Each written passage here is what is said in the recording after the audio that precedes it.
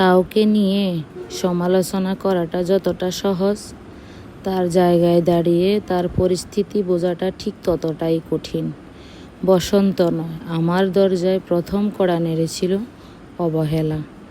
আসসালামু আলাইকুম, আপনারা সবাই কেমন আছেন? আমি আলহামদুলিল্লাহ ভালো আছি। আপনারা সবাইকে কী রান্না করতেছেন আমাকে জানাবেন। আর আমার ভাইয়ের বউ রান্না করতেছে তেলাপিয়া মাছের মাথা দিয়ে দেশি সিম। মাটির চুলা রান্না, খুব মজা হয়েছে।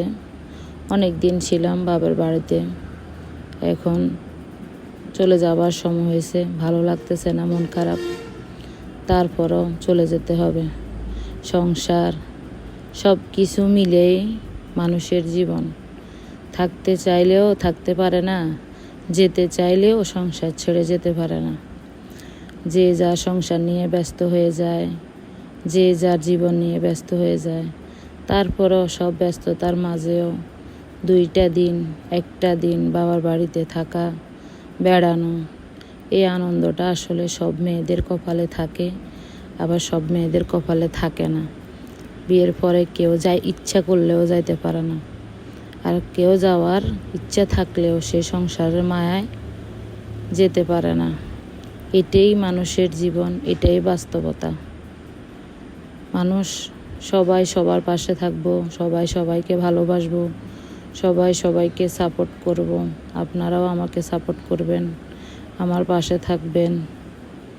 এটাই কারণ আমি এখনও নতুন, আসছি শখের বসে, যেন এখানে টিকে থাকতে পারি। আপনাদের সাপোর্ট, আপনাদের ভালোবাসায় আপনারা আমার পাশে থাকবেন। ভিডিওটা একটু বড় হচ্ছে, একটু মনোযোগ দিয়ে আমার কথাগুলো শুনবেন। যদি ভালো লাগে আপনাদের, আমাকে একটু সাপোর্ট করবেন, আমার পাশে থাকবেন, আমাকে লাইক করবেন, কমেন্ট করবেন। এই আর কি, একটু অসুস্থতার ভিতরে আছি। সবাই দোয়া করবেন যেন তাড়াতাড়ি সুস্থ হয়ে যাই, ভালো হয়ে যাই। এইটাই, আপনাদের দোয়ার ভালোবাসা থাকলে আমি আরও অনেক দূর আগাইতে পারবো। আল্লাহ হাফেজ।